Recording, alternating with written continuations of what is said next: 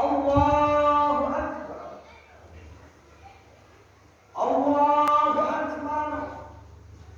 Allahu Akbar. Allahu Akbar. Allahu Akbar. Allahu Akbar. Allahu Akbar. Allahu Akbar kabira. Walhamdulillahi katsira. Wa subhanallahi bukratan wa asila. Alhamdulillahilladzi ja'ala lil muslimin bi'idil adha ba'da yaumil arafah. Allahu Akbar. Allahu Akbar. Allahu Akbar.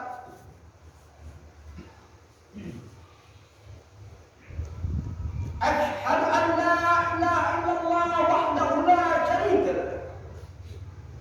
Lahul malikul azimul akbar. Wa asyhadu anna Muhammadan sayyidina wa ala alihi wa ashabihi wa ashhadu annahu rijza wa tahar. Amma ba'du fa ya ibadallah ittaqullah haqqa tuqatih wa la tamutunna illa wa antum muslimun. Ya ayyuhalladzina amanu taqullaha wa qulu qawlan sadida yuslih lakum a'malakum wa yaghfir lakum dhunubakum wa man yuti' Allaha wa rasulahu faqad faza fawzan 'azima. Saudara-saudaraku kaum muslimin, jamaah Idul Adha yang dirahmati Allah Subhanahu wa taala. Tidak ada kata yang pantas terukir dengan indah dari lisan ini melainkan pujian serta rasa syukur kita atas kehadiran Allah Subhanahu wa taala yang telah banyak memberikan nikmat-Nya kepada kita. Sehingga patutlah bagi kita selaku makhluk Allah yang lemah, yang dhaif ini untuk mensyukuri nikmat yang telah Allah berikan kepada kita. Terutama itu adalah nikmat iman. Karena berkat nikmat inilah yang menghantarkan kita yaitu ke surganya Allah Subhanahu wa taala, yaitu tempat yang diridhai Allah Subhanahu wa taala ketika kita kembali di sisinya kelak. Dan tidak ada kata yang pantas terukir dengan indah dari lisan ini melainkan salawat beriring salam selalu kita haturkan kepada junjungan kita, suri kepada kita, baginda kita Nabi besar Muhammadin sallallahu alaihi wasallam yang telah berjuang dengan gigih menyebarkan ajaran Islam, yaitu agama yang diridhai Allah Subhanahu wa taala, dengan keluarga dan para sahabatnya, dengan jiwa serta hartanya, semata-mata ia gunakan untuk mengharapkan ridha Allah Subhanahu wa taala, yaitu menyebarkan ajaran Islam, yaitu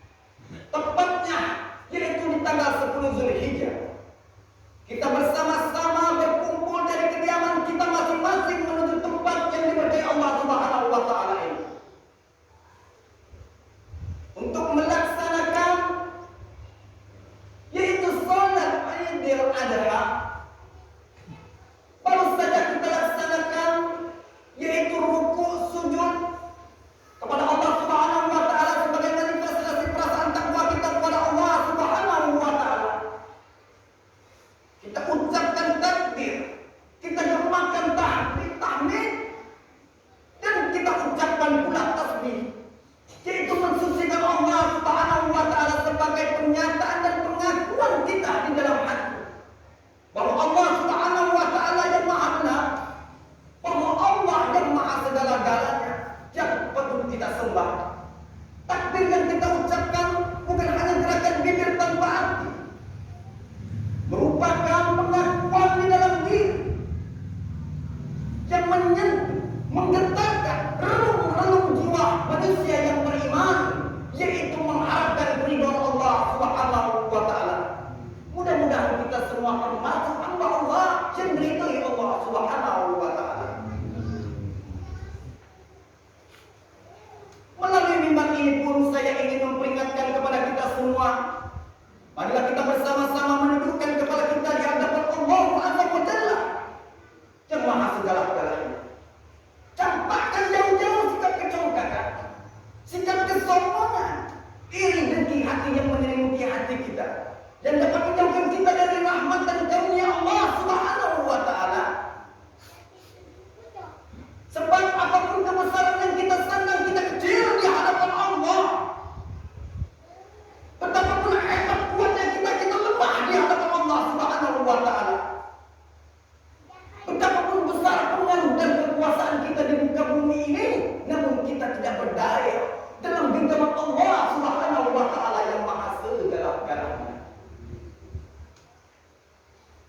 Saudara-saudaraku kaum muslimin, jamaah Idul Adha yang dirahmati Allah Subhanahu wa taala. Pada hari raya ini disebut dengan Idul Adha, di sisi lain disebut dengan hari raya kurban, yang makna kurban itu sendiri berasal kata daripada qariba yaqrabu qurbanan, yang artinya mendekat. Maka apabila dikatakan muqarribun, yaitu seorang hamba Allah Subhanahu wa taala yang ingin mendekatkan diri kepada Allah Subhanahu wa taala. Selain itu juga hari raya Idul Adha disebut juga dengan hari raya haji, yang mana semestinya pada hari ini seluruh jamaah haji semuanya berada di Arafah untuk melaksanakan wukuf, semata-mata mengharap keridhaan Allah Subhanahu wa taala. Semua mereka berbondong-bondong memakai pakaian yang serba putih tidak berjahit, menandakan persamaan akidah, persamaan pandangan hidup, bahwasanya tidak ada perbedaan di mata Allah Subhanahu wa taala, bahwa semua kita adalah sama. Mau presiden kah iya, mau menteri kah iya, mau bupati kah iya, mau wali kota kah iya, ataupun dia seorang pejabat yang kaya raya, maka di mata Allah Subhanahu wa taala tidak ada bedanya mereka dengan orang miskin. Allah tidak memandang kalian tua, Allah tidak memandang kalian muda, Allah tidak memandang kalian besar ataupun kecil, akan tetapi yang membedakan di antara kalian, inna akramakum indallahi atqakum, yaitu yang paling bertakwa di antara kalian. Jangan bangga kalian dengan kemewahan, jangan bangga kalian dengan ilmu yang kalian miliki, karena di mata Allah tidak ada perbedaan. Semata-mata barang siapa yang ikhlas mengharapkan ridha Allah Subhanahu wa taala, maka ialah seorang hamba yang diridhai Allah. Tidak ada perbedaan baik dia berjenggot ataupun tidak. Allah mengharapkan barang siapa yang mengucapkan asyhadu an la ilaha illallah wa asyhadu anna Muhammadar Rasulullah, baik dari aliran manapun mereka, maka semua mereka harus bersatu semata-mata, yaitu untuk mentasbihkan Allah Subhanahu wa taala. Saudara-saudara kaum muslimin yang dirahmati Allah, la yu'minu ahadukum li akhihi hatta yuhibbu li nafsihi. Tidaklah beriman seorang hamba apabila dia berbenci-benci dengan seorang hamba, hingga dia mencintai seorang hamba tersebut sebagaimana dia mencintai dirinya sendiri. Oleh karena itu pada hari raya kurban ini kita diperingatkan dengan sebuah sejarah yang dicatat oleh para ulama dan diakui oleh dunia sebagai contoh bahwasanya Nabi Ibrahim alaihissalam mempunyai suri tauladan yang baik, sehingga Allah beri gelar dia, yaitu Khalilullah, kekasih Allah. Karena ketaatan dan kepatuhannya, Allah Subhanahu wa taala mengutus Nabi Ibrahim alaihissalam untuk mengajak anak dan istrinya yaitu berhijrah yaitu ke kota Mekah. Yaitu semua yang pada saat itu semua lembah yang tandus gersang tak bertuan.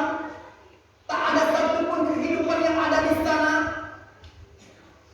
Kurang lebih 1.600 km dari utara yaitu tempatnya Palestina. Beliau mengajak anak dan istrinya yaitu Siti Hajar dan Ismail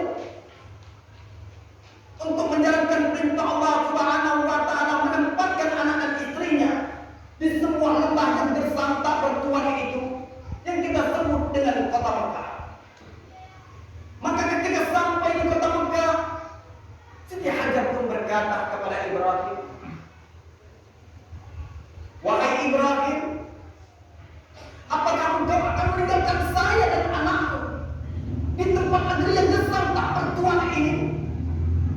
Nabi Ibrahim hanya terdiam tak berkata, tak mampu menjawab sebuah pertanyaan dari seorang kekasih yang dicintai dan melihat anaknya yang masih bayi yaitu Nabi Ismail alaihissalam, seorang anak yang betul-betul sangat dicintai Allah, sebuah anak yang sangat-sangat dicintai oleh Nabi Ibrahim alaihissalam.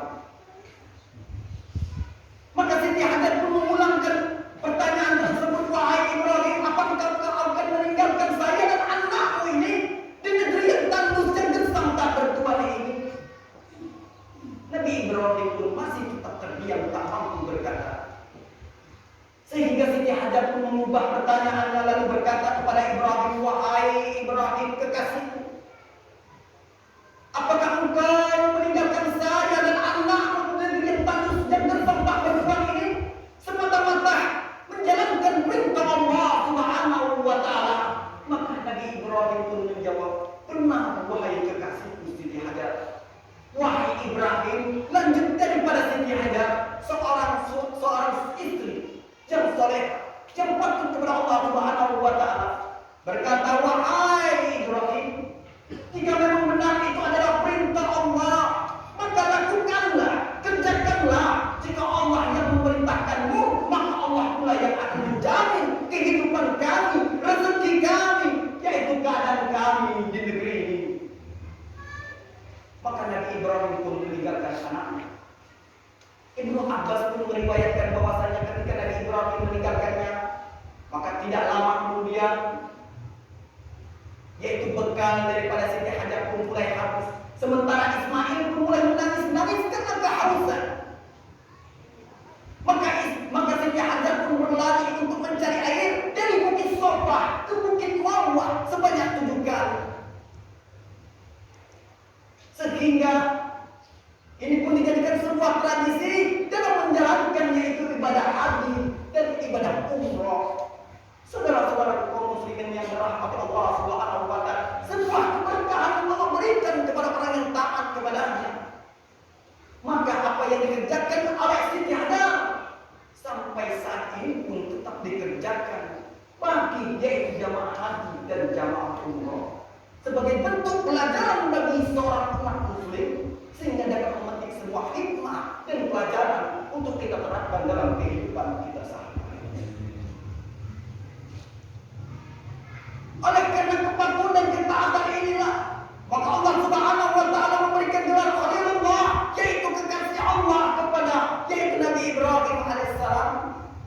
Maka dalam suatu riwayat yaitu dikatakan para malaikat pun memprotes dan dia berkata kepada Allah Subhanahu wa taala, "Ya Allah, kenapa engkau berikan gelar yaitu Khalilullah, seorang kekasihmu ya Allah kepada Ibrahim, padahal ia disibukkan dengan urusan dunia, padahal ia disibukkan dengan urusan kekayaan dunia, padahal ia disibukkan dengan urusan keluarganya." Maka Allah pun berkata, "Wahai para malaikat, janganlah engkau melihat hambaku itu hanya dari sisi zahirnya saja, akan tetapi lihatlah dari sisi lahirnya. Lihatlah dari ketakwaannya, keimanannya, yaitu dalam mengharapkan keridhaan dan keikhlasanku." Maka Allah Subhanahu wa taala pun mengizinkan para malaikat untuk menguji hambanya tersebut, yaitu Nabi Ibrahim alaihissalam.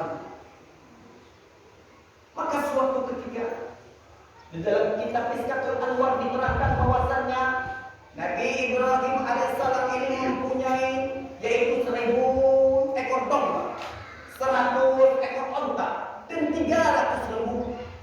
Bahkan dalam riwayat yang lain pun dikatakan bahwasannya Nabi Ibrahim ini mempunyai lebih daripada 12.000 ternak, yang pada saat itu termasuk golongan orang-orang yang milioner, yaitu orang-orang yang kaya raya. Meskipun demikian, meskipun nikmat dan karunia Allah Subhanahu wa taala Allah berikan kepada Nabi Ibrahim alaihissalam, akan tetapi keimanan Nabi Ibrahim tidak luput dan tidak lalai sedikit pun, yaitu kepada Allah Subhanahu wa taala. Maka suatu ketika datanglah seseorang, yaitu malaikat yang menyerupai manusia, untuk menguji daripada Nabi Ibrahim alaihissalam, dan dia pun berkata, "Ya Ibrahim, milik siapakah ternak sebanyak ini?" Maka dengan tegas Ibrahim menjawab pertanyaan tersebut, "Milik Allah Subhanahu wa taala." Akan tetapi Ibrahim, saya dengar bahwasannya dari masyarakat binatang ternak yang sebanyak ini, bahwasannya semua itu adalah milikmu. Engkau yang membesarkannya, engkau yang memberikannya makan, engkau yang membiarkannya. Betul kata Ibrahim, akan tetapi semua ini adalah milik Allah, yang suatu waktu, yang sementara ini Allah titipkan kepadaku, yang suatu waktu nanti apabila Allah mengirimkan ternak ini, maka semuanya akan aku berikan kepada Allah Subhanahu wa taala, karena semua ini merupakan titipan dari Allah. Jadi Ibrahim menyadari betul. Jangankan ternak sebanyak ini kata Ibrahim, jika Allah Subhanahu wa taala menginginkan anak kesayanganku, maka anakku akan aku berikan kepada Allah Subhanahu wa taala. Maka Ibnu Katsir di dalam kitab Tafsir Al-Qur'anil Azimnya mengumumkan bahwasannya ucapan Nabi Ibrahim inilah yang dijadikan bahan ujian oleh Allah Subhanahu wa taala melalui mimpinya yang hak, yang diabadikan di dalam Al-Quran surah As-Saffat ayat 102 yang berbunyi Bismillahirrahmanirrahim, "Ya bunayya, wahai anak, inni ara fil manam." Sesungguhnya saya melihat di dalam mimpi seorang nabi adalah benar.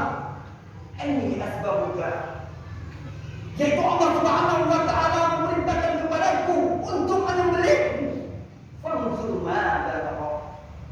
Maka pikirkanlah wahai Ismail bagaimana pendapatmu. Maka dengan tenang seorang anak yang kecil lagi cekatan, dengan tenang ia menjawab karena kepatuhannya kepada Allah Subhanahu wa taala, "Ya abadi, wahai bapakku, wahai ayahku, if'al ma tu'mar." Kerjakanlah apa yang Allah perintahkan kepadamu. Satajiduni insyaallah minas sabirin. Maka engkau akan mendapatiku termasuk golongan orang-orang yang sabar. Maka para setan pun berlomba-lomba untuk menggagalkan niat mereka.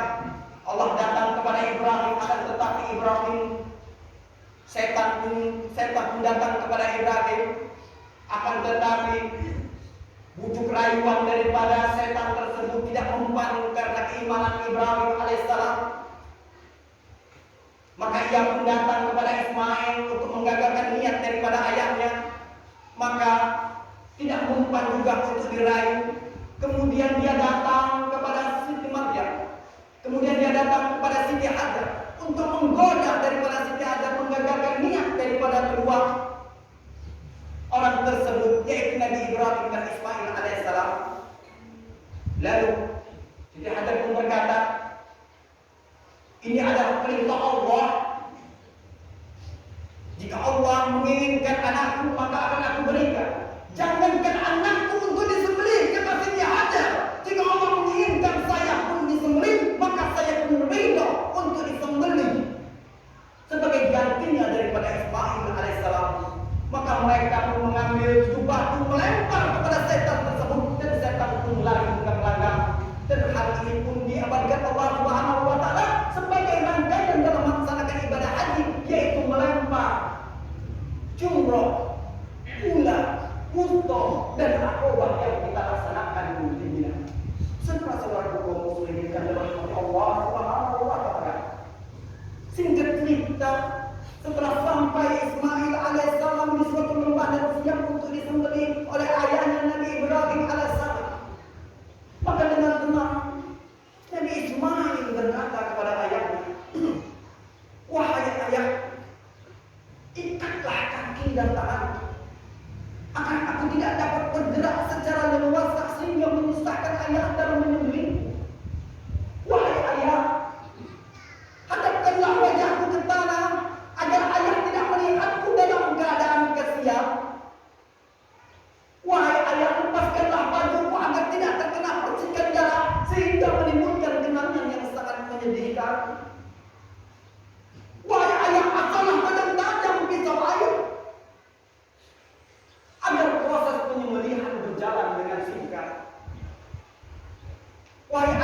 berikanlah bajuku ini kepada ibu. Jangan menangis, jangan bersedih, kata Ismail. Sesungguhnya Allah melindungiku, kata Ibrahim alaihissalam. Saudara-saudara kaum muslimin dirahmati Allah Subhanahu wa taala. Ismail pun melanjutkan perkataannya dan berkata, wahai ayah, jangan izinkan anak sebaya datang ke rumah, sebab kesedihan ibu akan terulang kembali untuk melihatku. Wahai ayah, janganlah engkau terlalu lama jauh memandang anak sebayaku, sebab engkau akan merasa menyesal. Maka Nabi Ibrahim alaihissalam berkata, baiklah wahai anakku. Maka ketika Ismail siap untuk disembelih dengan pisaunya yang tajam tersebut, namun apa yang terjadi? Tidak mempermalukan tengkorak pun tidak. Allah Subhanahu wa taala membukakan pandangan yang menutupi mata daripada malaikat yang berada di langit maupun yang ada di bumi. Allah pun berkata, wahai malaikat, lihatlah hambaku itu. Saya beri gelar dia oleh Allah sebagai kekasihku. Ia rela menyembelih anak-anak sendiri dengan tangannya sendiri, semata-mata mengharapkan keikhlasan dan keridhaan kepada Allah Subhanahu wa taala. Saudara-saudara kaum muslimin yang dirahmati Allah Subhanahu wa taala. Maka para malaikat pun tersujud dan bertasbih, subhanallah, walhamdulillah, wa la ilaha illallah, Allahu akbar. Nabi Ismail pun berkata kepada ayahnya, wahai ayahku, lepaskanlah ikatan yang mengikatkan dan tangan, agar Allah Subhanahu wa taala tidak melihatku dalam keadaan terpaksa. Asahlah kembali tajam-tajam pisau Allah, lalu tekankan ke leherku, sembelihlah saya sekuat mungkin, agar seluruh para malaikat menyaksikan bahwasannya saya putra Khalilullah, yaitu Nabi Ibrahim alaihissalam, patuh dan tunduk dalam menjalankan perintah Allah Subhanahu wa taala. Saudara-saudara kaum muslimin yang dirahmati Allah Subhanahu wa taala. Maka Allah Subhanahu wa taala memerintahkan kepada malaikat Jibril untuk mengambil seekor kibas dari surga sebagai gantinya daripada Ismail alaihissalam. Dan ia pun berkata, buktikanlah apa yang kalian perbuat, apa yang kalian kerjakan. Sesungguhnya Allah Subhanahu wa taala telah ikhlas dan ridho atas apa yang telah kalian kerjakan. Oleh karena itu, sebagai ganti daripada Ismail alaihissalam, Allah ganti yaitu seekor domba dari surga, dari yang besar, sebagai ganti daripada Ismail alaihissalam.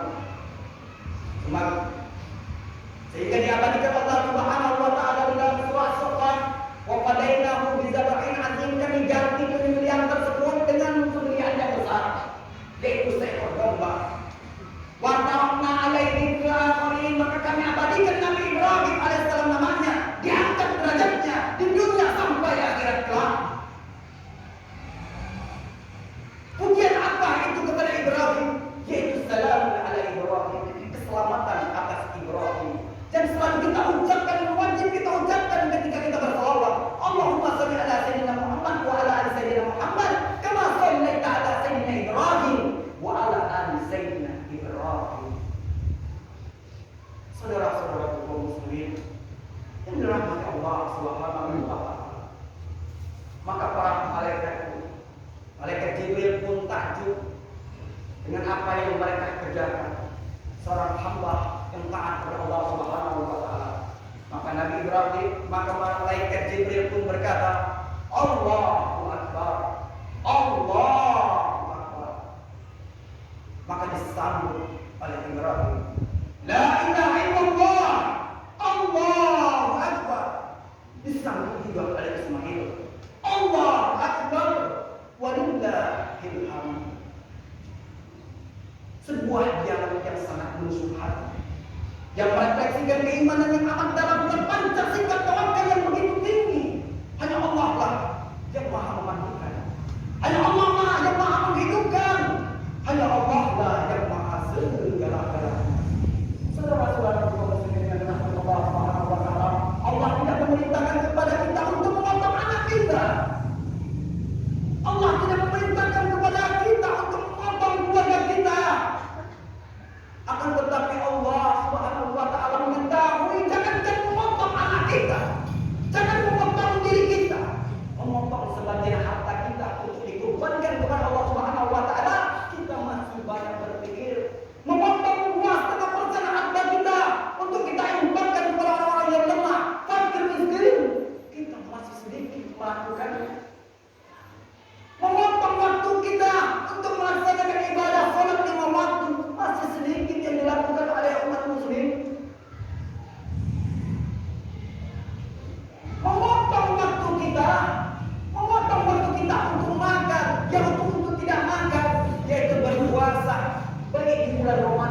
di hari-hari lainnya masih sangat berat untuk kita kerjakan.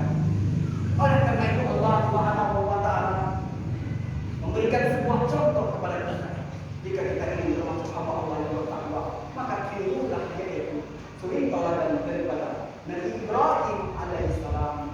Oleh karena itu saudara-saudara kaum muslimin yang dirahmati Allah Subhanahu wa Ta'ala, maka seorang ulama sufi mengatakan Jalaluddin Ar-Rumi menyampaikan bahwasannya apabila kita tidak mampu memotong seekor kurban, maka wajiblah bagi kita untuk tetap memotong, yaitu memotong sifat-sifat hayawaniyah yang ada di dalam hati kita, yaitu sifat-sifat kebinatangan yang ada di dalam hati kita. Maka menentangkan daripada apa yang dilakukan oleh Ibrahim memotong, yaitu burung menjadi 4 bagian, melambangkan bahwasannya seekor binatang, yaitu bebek, melambangkan sikap kerakusan. Maka sikap kerakusan itu pun ada di dalam diri kita. Oleh karena itu, marilah kita potong sifat kerakusan, ketamakan yang terus memakan tak ada henti-hentinya, yang tidak memiliki baik alam ataupun harap. Itu adalah sifat binatang, yaitu sifat bebek yang harus kita potong di dalam hati kita. Kemudian sifat burung merak yang melambangkan kesombongan, itu pun ada di dalam jiwa manusia. Maka diperintahkan kita untuk memotong sifat tersebut. Kemudian sifat selanjutnya yaitu burung gagak yang selalu mempunyai keinginan yang besar, yang mempunyai awan yang sangat besar. Maka sifat itu pun harus kita potong. Oleh karena itu, apabila semua sifat-sifat burung tersebut kita potong, wajiblah bagi kita, yaitu pada hari raya Kurban ini, untuk memotong sifat-sifat binatang yang ada di dalam diri kita, sehingga kita termasuk yaitu seorang hamba yang melihat Allah Subhanahu wa Ta'ala. Maka Idul Kurban dikatakan Idul Kurban, yaitu maknanya adalah kembali, yaitu untuk mendekatkan diri kepada Allah Subhanahu wa Ta'ala, sehingga kita termasuk Allah yang bertakwa, yang menjalankan perintah Allah dan meninggalkan apa-apa yang dilarang Allah Subhanahu wa Ta'ala. Mudah-mudahan khutbah singkat ini dapat menyentuh hati kita, merefleksikan keimanan kita yang amat dalam, sehingga kita menyadari betul bahwasannya hidup kita ini merupakan pemberian, yaitu karunia dari Allah Subhanahu wa Ta'ala, yang semata-mata kita manfaatkan untuk beribadah kepada Allah. Sebagaimana Allah katakan bahwa jiwa istilah di akhirul tidaklah diciptakan jin dan manusia kecuali untuk beribadah kepada Allah. A'udzubillahi Bismillahirrahmanirrahim. Inna a'tainaka al-kautsar fasholli li rabbika wanhar. Inna syani'aka huwal abtar. Sadaqallahu al-azim. Barakallahu lakum fil Qur'ani al-azim. Wa nafa'ani wa iyyakum bima fihi min al-ayati wa dhikril hakim. Aku qali hadza wa astaghfirullaha wa lakum wa li sa'iril muslimina min kulli dhanbin fastaghfiruhu innahu huwal ghafurur rahim. Allahumma shalli ala